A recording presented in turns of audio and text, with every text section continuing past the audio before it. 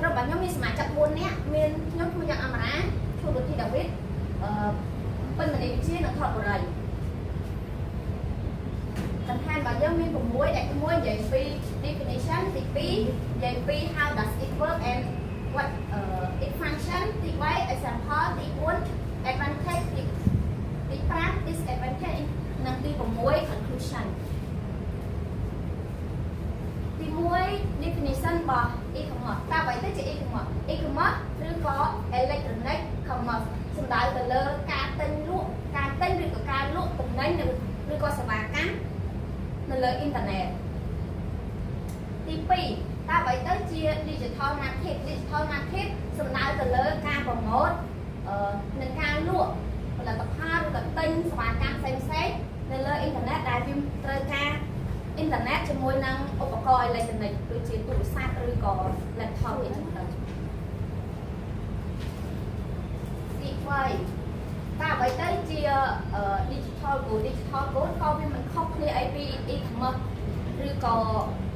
digital market ដែរវាគឺជាការលក់ផលិតផលឬមួយក៏សេវាកម្មអីនៅលើអ៊ីនធឺណិតអនឡាញដូចគ្នាហើយ digital good រួមមានដូចជាe-book software ផ្សេងហើយនឹងខុសអនឡាញអីហ្នឹងអាហ្នឹងសុទ្ធតែជាផលិតផលរបស់ digital បន្តទៀត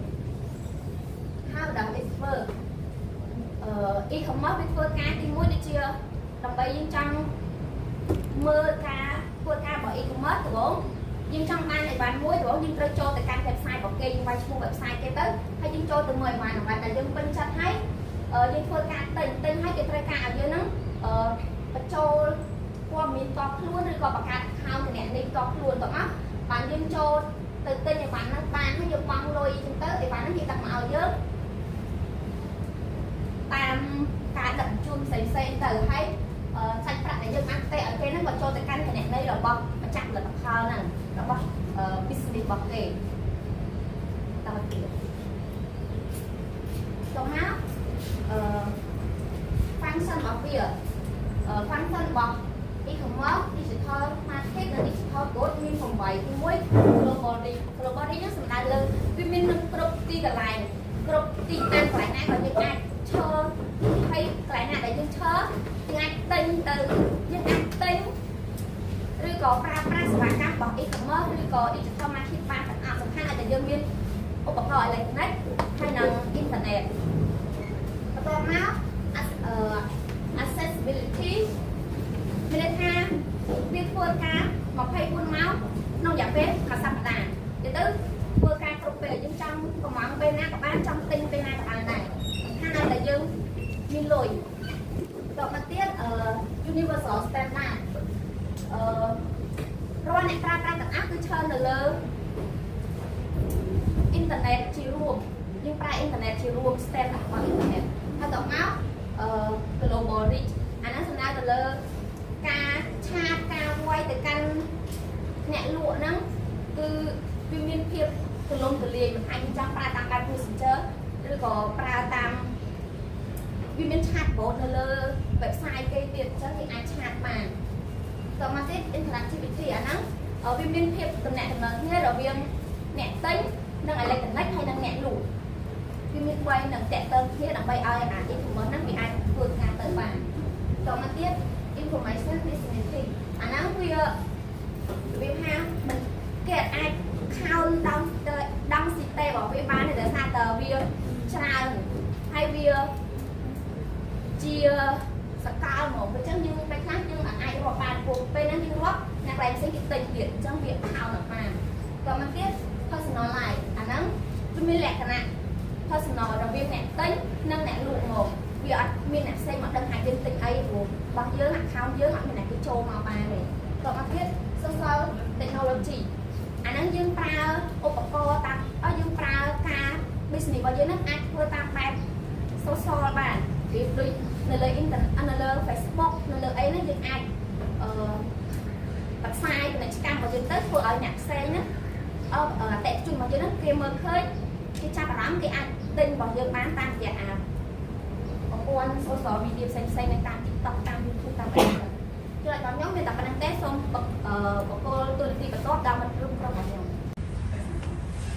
mà là chỉ đổ xong chuyện số đầu cũng số đề ngắn cái đó ní chúng tôi có những cái về việc giảm hóa với nông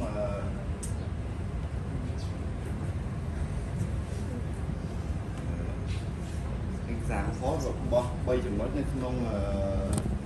đi thôi market thì mỗi cứ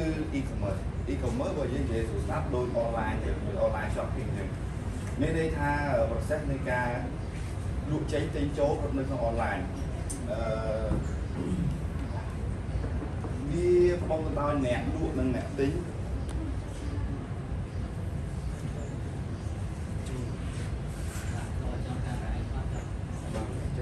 mấy cho bọn đi mua nó cứ e-commerce có online shopping bên đây tha kia một xe mỗi đại dư thưa ca lụa cháy trên chỗ rồi mà bó nó không quan internet hay thì họ học viên lúc cứ viên đối chia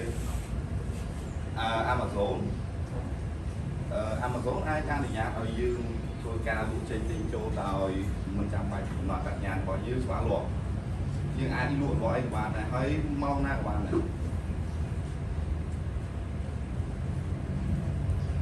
thì biết cứ digital market rồi có tìm sao online còn đôi à mình nói tìm sao online cứ thông cho mình để ra đại ai ở nhà ao nữ nâng nè lụa là để trốn dạng rí hoặc đống lụa bán bao nhiêu nào online bạn thò bao viết cứ website để thông những cái cứ eBay miền nè lụa nâng nè tên bị chớn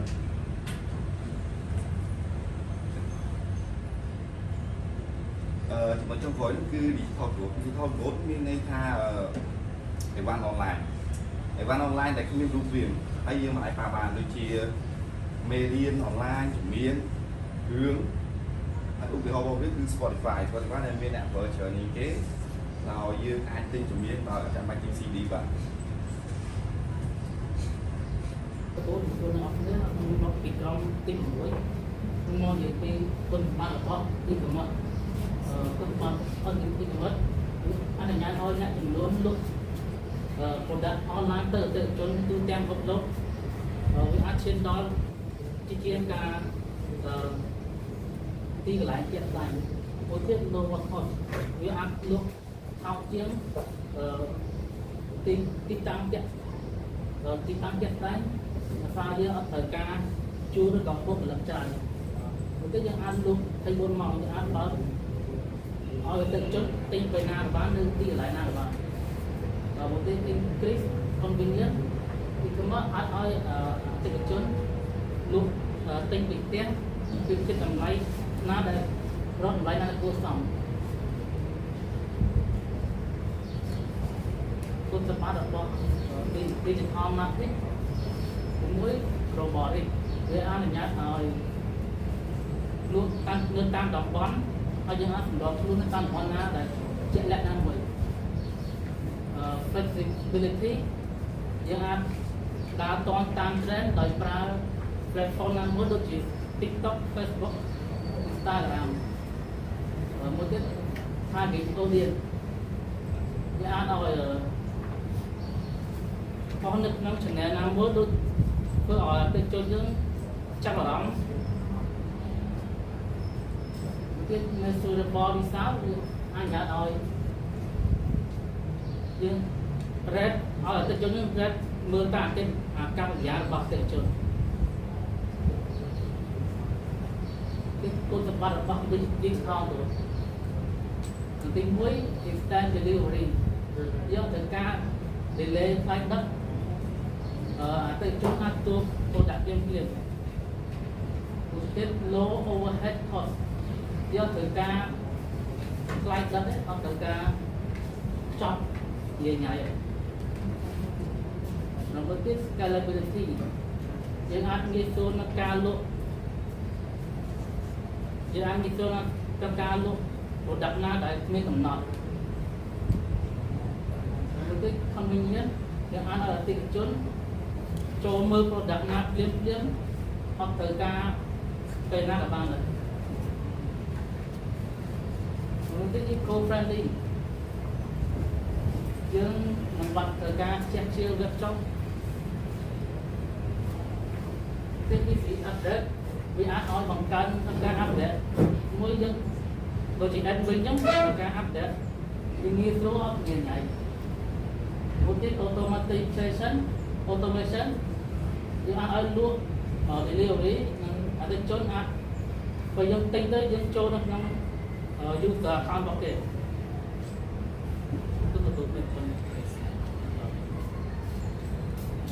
លោកលោកអ្នកយើងក្នុងមកនិយាយពីប្រតិបត្តិនៃមកទី1លេខ official intent មានថាការដែលយើងទិញសម្លេងតាមអនឡាញយើងមិនដឹងការដែលយើងទិញតាមហាងឬតាមសាលាទេតែដោយសារតែយើងខ្វះយើងចាក់ទៅគ្នាជាមួយនឹងយើងអ្នកលក់តែ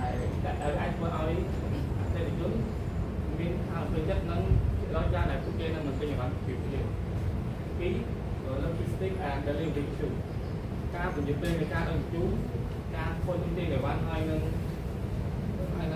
ការដឹកជញ្ជូនយុទ្ធមានធ្វើឲ្យដឹកជញ្ជូនមានភាពតែដឹកជញ្ជូនមានភាពមិនពេញចិត្តដោយសារតែបានពួកគេធ្វើទៅទី3 crowd and scam អ្នកលក់បោកប្រាស់សម្លេងខ្លាំងៗនៃការបោកប្រាស់លុយនៅក្នុង e-commerce ដូច្នេះអាជីវកម្មត្រូវតែពង្រឹងការជួបពិនិត្យគូបោកប្រាស់និងជួប payment ដើម្បីផ្ដល់ទំនុកចិត្តដល់អតិថិជនទី4 customer service and limitation ការដោះស្រាយបញ្ហាដូចជាជា complaint ហើយនឹងការផ្ដល់ឲ្យបានត្រឡប់ក្នុងវិញមានពិបាកនៅក្នុងទីផ្សារអនឡាញដោយសារតែវាខ្វះដោយសារតែវាមិនដូចការឃើញឲ្យបានតបតទៅទេចំណុចទី2ពិបាកនៃ digital market ទី1 high competition ដោយសារតែសពថ្ងៃមានទីផ្សារទីផលិតការដែលវាធ្វើឲ្យអាជីវកម្មមួយចំនួនពិបាកនឹងលេខទូដោយសារតែពួកគេធ្វើការប្រើប្រាស់ content ដដែលដូច្នេះដើម្បីធ្វើបានពួកគេត្រូវធ្វើការបង្កើត content អ្វីមានភាពទាក់ទាញជាពិសេសមានភាពទាក់ទាញទៅដល់អតិថិជនទី2 dependability on technology digital market វាពឹងផ្អែកទៅលើ technology ដូចជា website social media និង online tool បញ្ហា technology ដូចជា link ដំណើរការ slow ហើយនឹង website ខុសវិធីការឲ្យជាដើមវាអាចធ្វើឲ្យបាត់បង់អតិថិជនទី3 time consuming ការគ្រប់គ្រង digital market វាទាមទារប្រើប្រាស់ពេលវេលាច្រើនដូចជាការគ្រប់គ្រងការបង្កើតសំខាន់ការគ្រប់គ្រងsocial media ហើយនិង ADS វាជាសំខាន់ណាស់ដូច្នេះដើម្បីយើងត្រូវតែប្រើប្រាស់គួរមួយចំនួនដូចជា Hotspot and Hotbit ដើម្បីជួយពេលវេលារបស់យើងទី4 security and privacy issue សហគ្រិនត្រូវតែការពារទៅនឹង data របស់អតិថិជនពី hacker and cyber threat ការតែ data យើងត្រូវបានលួចពីពួក hacker វាអាចធ្វើឲ្យក្រុមហ៊ុនរបស់យើងខូចលេខទូបានចំណុចទី3 disadvantage of digital goods ទី1 privacy and copyright issue ទី digital goods វាងាយនឹងមានការលួចចម្លងនិងការយកទៅប្រើប្រាស់ដោយមិនបានអនុញ្ញាតដែលវាអាចធ្វើឲ្យមានភាពប៉ះពាល់ទៅដល់ប្រាក់ចំណូលរបស់ក្រុមហ៊ុនទី2 digital support ការផ្ដល់ជំនួយបច្ចេកទេសដូចជា software ហើយនិងការផ្នែកនឹងការរៀនអនឡាញវាត្រូវការពេលចំណាយពេលច្រើនដើម្បីឲ្យអតិថិជនមានភាពងាយស្រួលការប្រើប្រាស់ទី3 evolution of technology ការឡើងលឿននៃ technology វាអាចធ្វើឲ្យ digital goods មួយចំនួនលេងទាត់សម័យ ឆ្នៃអាជីវកម្មធ្វើតែមានធ្វើការអប់ដេតនឹងអាចដល់របស់ខុសក្នុងត្រាក់វាមានពិបាកដែលដើម្បីបញ្ចុះបញ្ចុះអតិថិជនឲ្យមកទិញអីវ៉ាន់មកយើងដោយសារតែពួកគេមិនបានឃើញអីវ៉ាន់របស់យើងផ្ទាល់និងបានបាក់ផ្ទាល់វា